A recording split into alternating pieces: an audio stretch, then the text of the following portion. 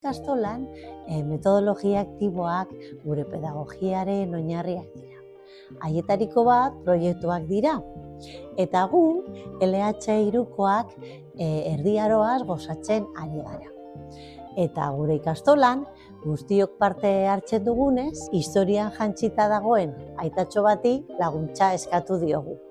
Bere eskutik, Alde Zaharrera joan gara, Bilbo Sorreraren pasarteak bizi ahal izan ditu.